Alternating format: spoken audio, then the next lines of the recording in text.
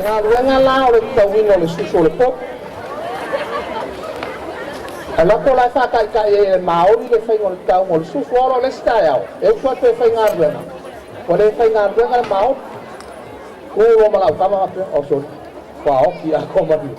Ta ko lo el finga pule. Sa wa do mala ke ke le. Tau mai le susu o le pop. E wa masaro pe lima I tu la ya. E la tula utama lea, ki kira ku kongo le papo. E skoki a foi le, a pesoli. E sa papu nga mama ya ngafi male, maori e se. Ko e foi mai no malpake ke whakoron whawhinge.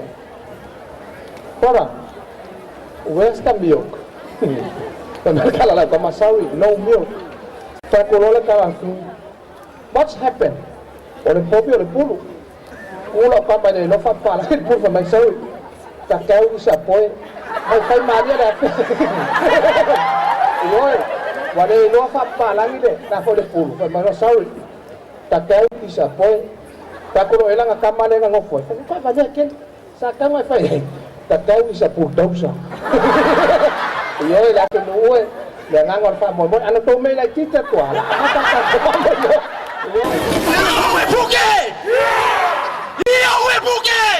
Awe puke!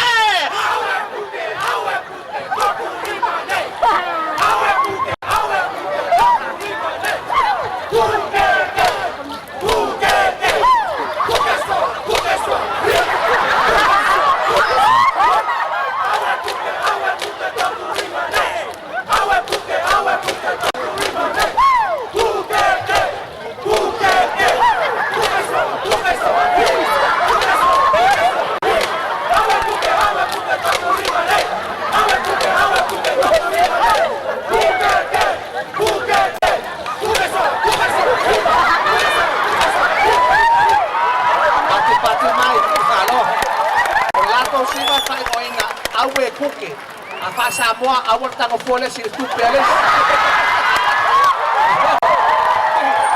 Thank you, brothers from Solomon and also Vanuatu.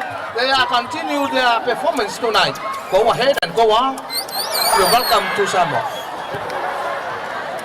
Malo. Toi pati mai na yuso lango tato pamoy. Kiko. Awe kuke, vai la watu tu.